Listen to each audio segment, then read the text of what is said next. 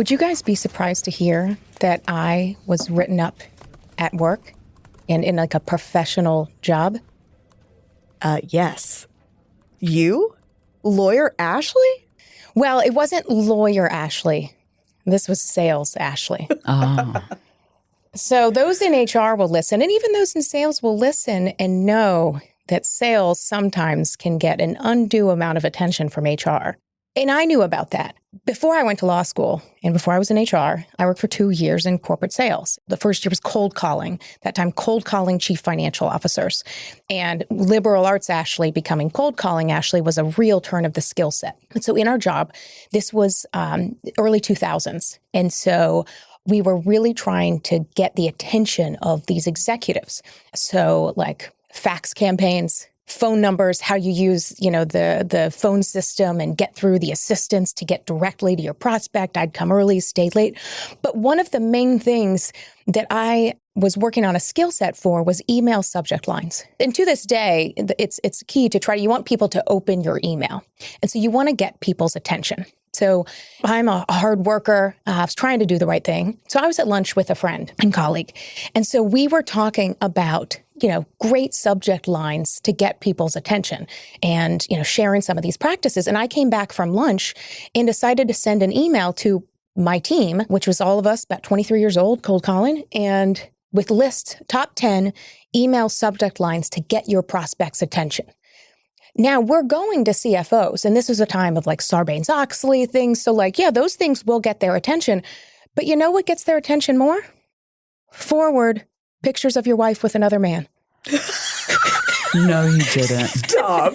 No. Alternatively, also compelling to open emails would be RE, I have your daughter in the basement. Oh my God. So those were among the 10 on my email. Ma'am, absolutely not. my email subject lines that, again, I thought I was sending this to my team as a joke. Yeah. Suffice to say, everyone listening, don't actually send those email subject lines. Just because you'll end up in spam. That's the only reason why, because you'll end up in spam. But so I thought I was sending that to my team. Well, like a lot of corporate America, managers, some of their duties can be just to oversee other people. And so my manager's manager, I didn't realize she was also a recipient of every single, sales account executive's team email. So basically the equivalent of the big boss was going through all the emails. And when she saw a list of top 10 email subject lines, she probably thought I had good initiative. And I did. But anyway, so I sent it to the team and chuckling he. About 7.4 minutes later, there came my boss because her boss's boss had some concerns and wanted to talk to me about my email. The blood loss in my face when I realized that my funny joke wasn't perceived as funny by someone perhaps in power, but in the end, they did think it was okay. So no real consequences other than me realizing very early on that lesson of the things you put in emails. So I say these experiences I had working in sales have helped me tremendously to proactively anticipate issues from a legal and HR perspective.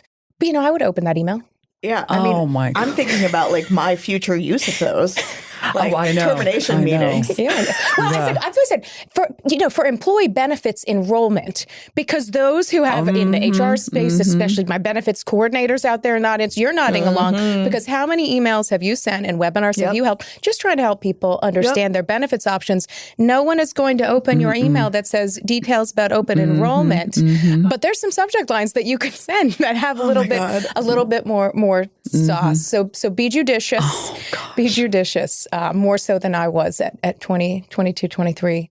Well, I'm trying to think, what were some of the other ones? I was trying to think of some that I could use, I mean, I think it was again, the forward. And I included that in my thing, because that's always the thing. Forward, I found naked pictures of you. And this was 20 years ago of type levels of things, those type of aspects. And so that was, the type of things that really get to a person's greatest fears and doubts, are probably ones that they're going to click on the most. So that was my jokey, not so jokey. Don't do that. Let's go ahead and kick off our meeting. Thank you so much for joining us, HR Besties.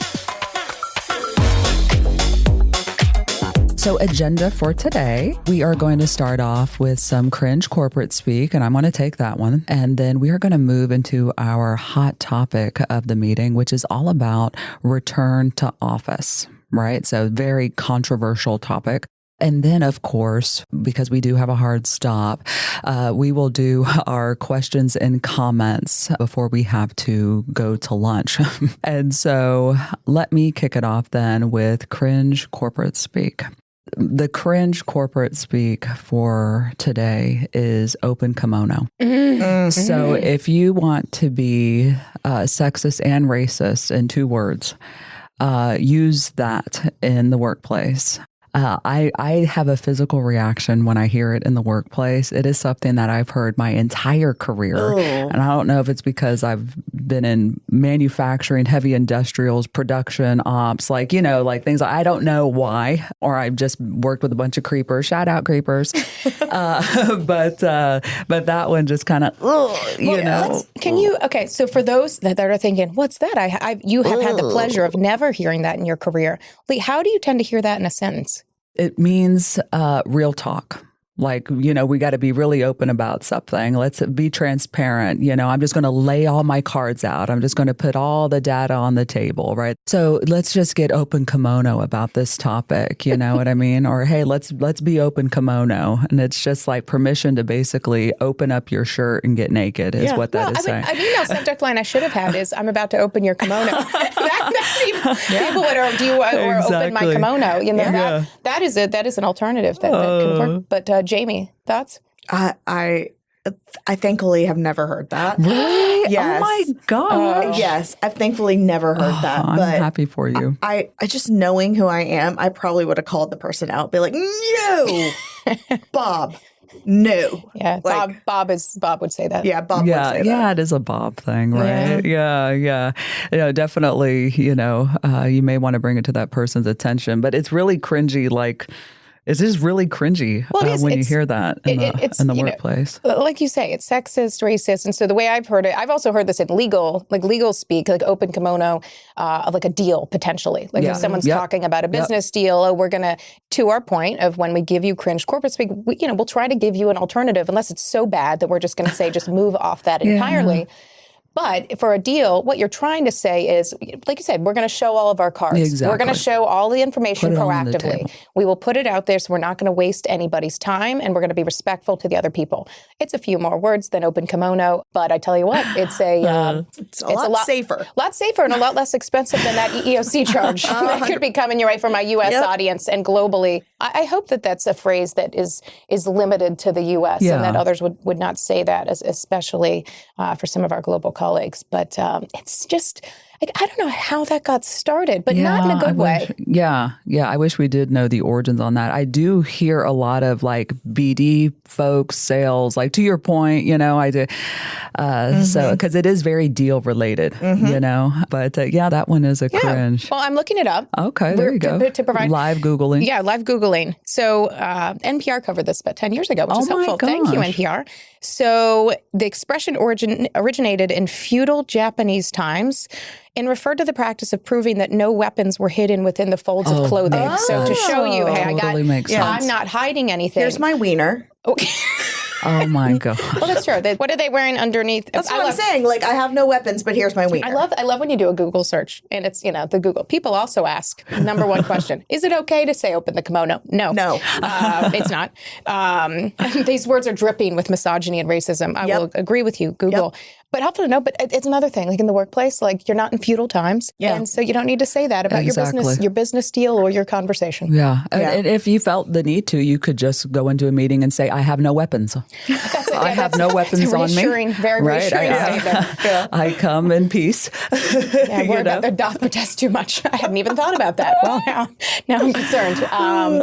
Gosh. Well, wonderful segue to the hot topic about being in office and returning returning to office. Returning to office is one of those very controversial things here in our post-ish COVID times, right? Everyone's confused on like how to talk about an endemic. But, now what do? We've got people all over the place. And so are you all hearing from folks in your communities or workplaces about returning to office? Yes, we actually had quite a few besties reach out to us after season 1 and ask us to cover returning to the office and what our thoughts were. And I think all three of us on our social channels have probably mentioned return to office and what we think about it and the bullshit. But, I will say I've spent the last 10, 11 years in healthcare, right? So healthcare is typically something that people obviously have to be present, right? Because we're seeing patients and whatnot. But what about those supporting roles? So I'm lucky enough right now that I have a hybrid role, that I'm able to still go into the office for those face-to-face connections, but I'm also able to do the majority of my work at home. And truthfully, that's where I thrive. I'm a natural extrovert. I love being around people.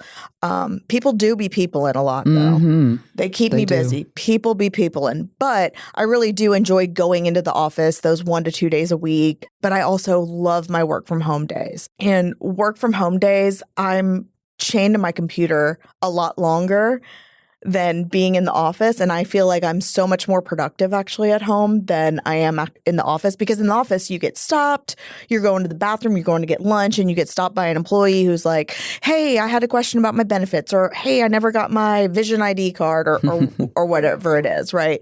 So I think hybrid is the best of both worlds for me personally, but I don't understand what the big push is other than them having a 20-year lease on a giant corporate building that now is remaining empty. So you make a very important point there when you said that's what works best for you. And what I see is that companies love to focus on the D of DEIB. Yeah. I know. I saw y'all's look. You're like, where are you going with this? Got my attention. I know. Focusing on the D. But they do. And they very seldom focus on the I, which I'm like, it always starts with inclusivity for me personally, right? So that's an excellent point, that you need that connection, you need those interactions, you work faster, more effectively and efficient that way.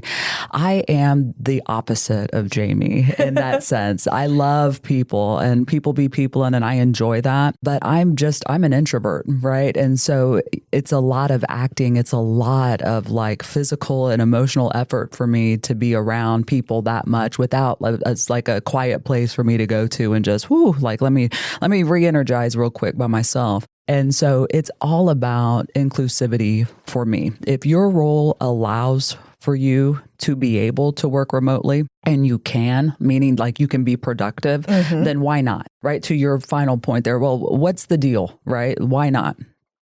Well, and I think part of it, and part of what I've heard frequently is, I'm returning to the office and I sit around on video calls all day. And I think return to office, one of the reasons I think it gets a lot of attention is there are so many perspectives, because you do have people in healthcare, retail, food, manufacturing that have been in person sometimes since March 2020. Yep. And for them to hear people bitch about the idea of ever going to an office is candidly disrespectful, because you're acting like it's such an effort to do something that a lot of the people that our economy relies the most on have been doing this day in and day out, and with a lot less complaints than some of those. And so I think recognizing the sacrifices, and so some of this return to office is realizing what those experiences are like for a lot of people that work in jobs that don't get that much respect.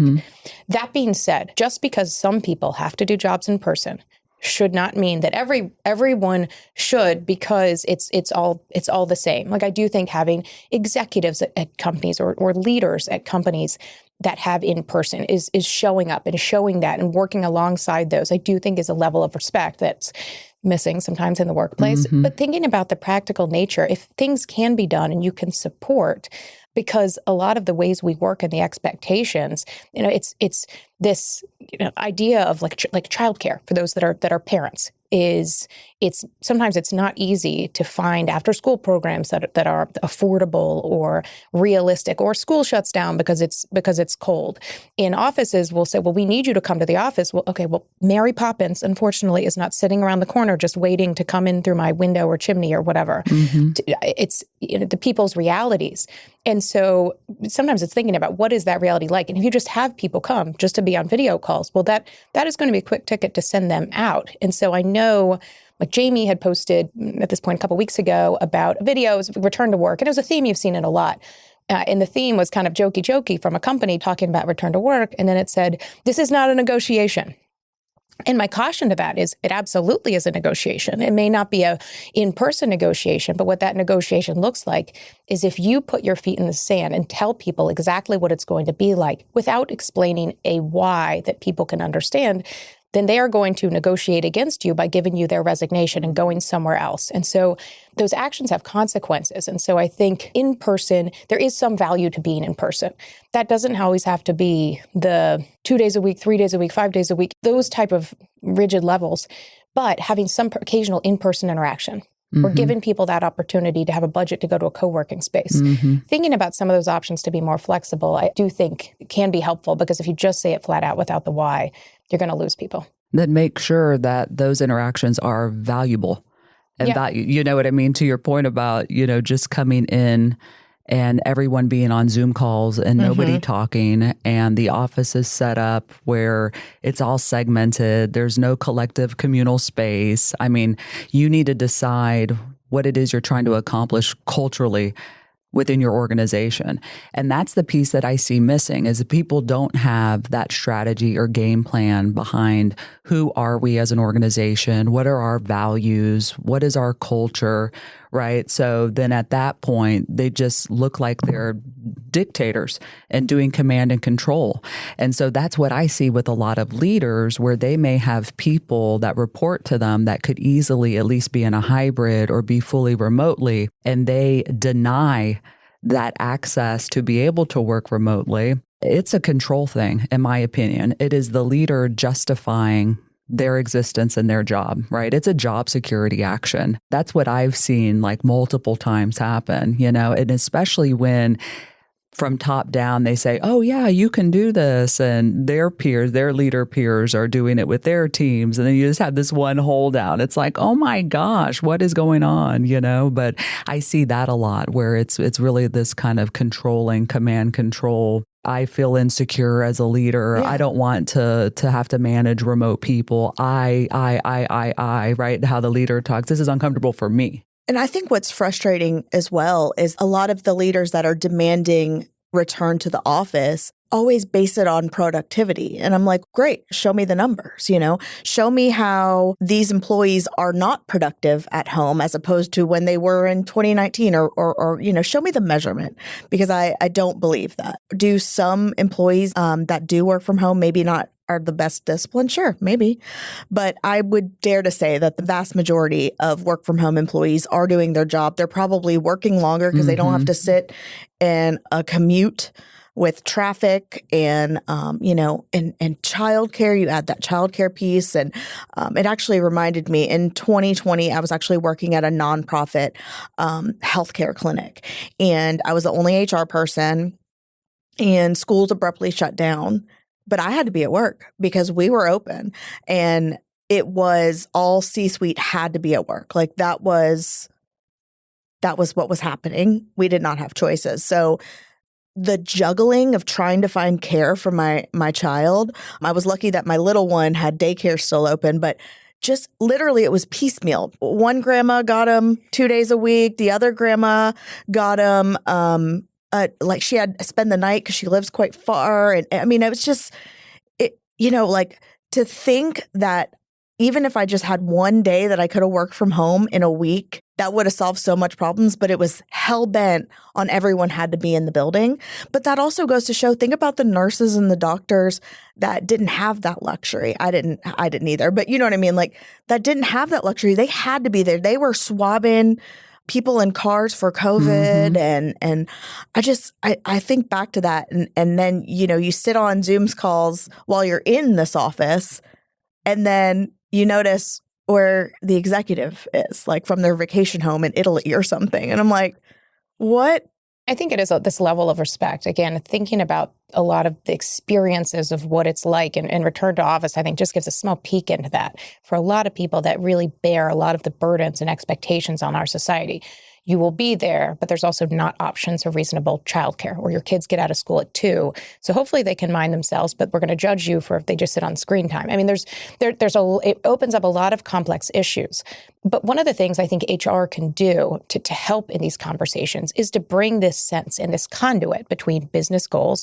Okay, your goal is productivity, important goal. We all want to have jobs. We'd like to hire more people. We'd like to get bonuses. Fantastic. But having those questions to say, okay, specifically, how are we going to explain to employees how this makes people productive, and what are options, and what are ways that we instead can have conversations rather than one-way mandates? So telling employees, literally saying, we want to have productivity as a business, and explaining, we want people to have jobs. We'd like to be able to hire more people and to pay bonuses. And it's important that employees do get the benefit when things increase. But to ask people, part of it is productivity. Candidly, as an executive, I have this concern. That's probably not a real concern. So I challenge employees to tell me and give people a truly anonymous, and we'll get more into that in a future episode, but getting people's opinions and inviting people to have conversations to say, what is it like, and what do I not know, and what are we not thinking about? Because if you can open those up and take those into consideration, and then when you have whatever that decision looks like, you're never, everybody in HR and generally at work is going to know you can't please everybody. But by showing people, you're actually taking a consideration. And in saying, this is what we thought about. We actually changed to this because of X. In HR and, internal communications can help, because people just want to feel like you have a sneak peek about what their life is like and a respect for them.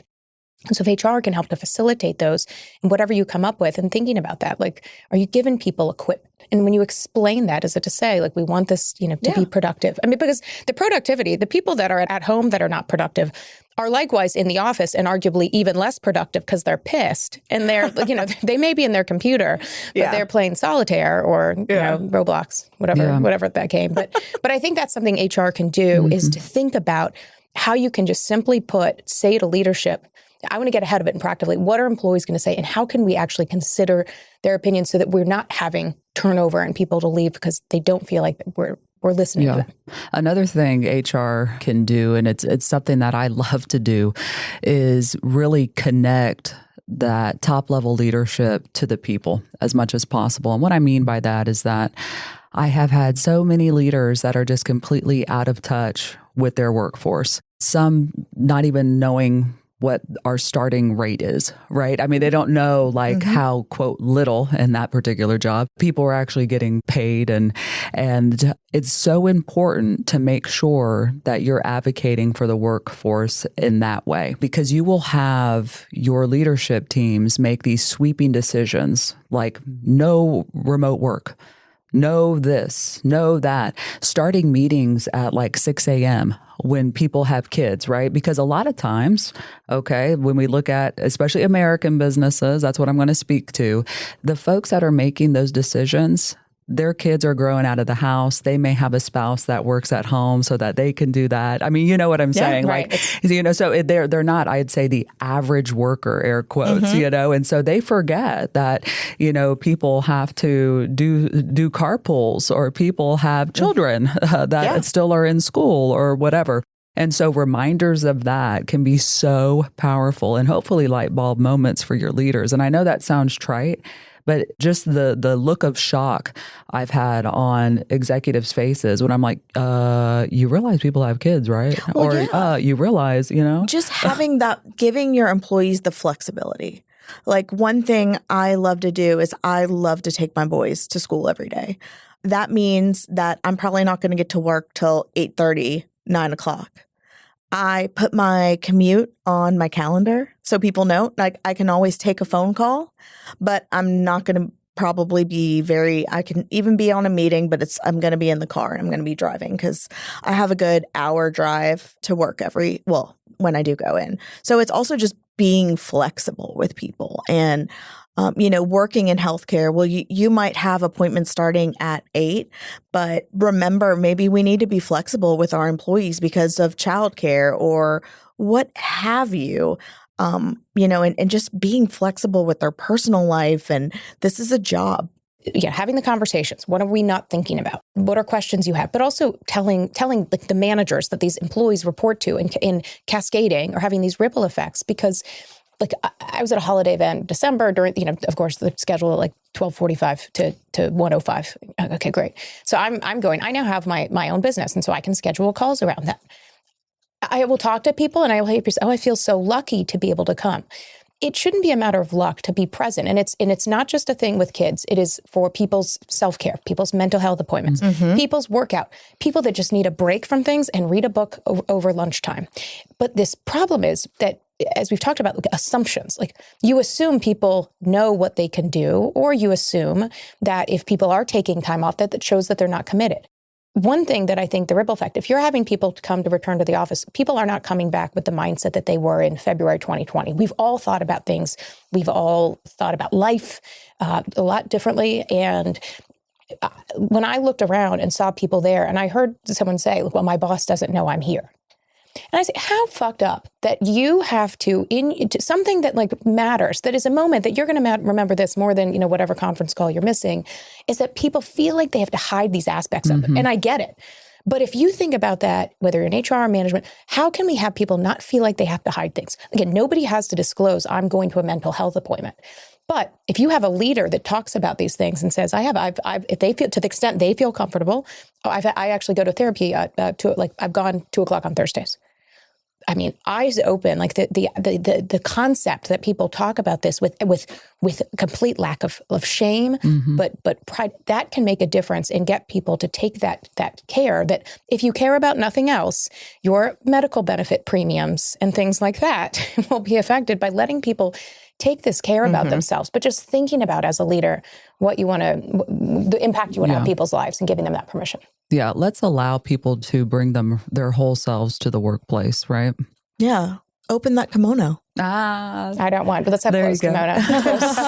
Closed robe. wiener. Just a closed robe. Let's show your weapons. Closed robe. Okay. All right. So, reminder, we do have a hard stop. And so let's shift gears now into questions and comments. Do you all have any questions and comments?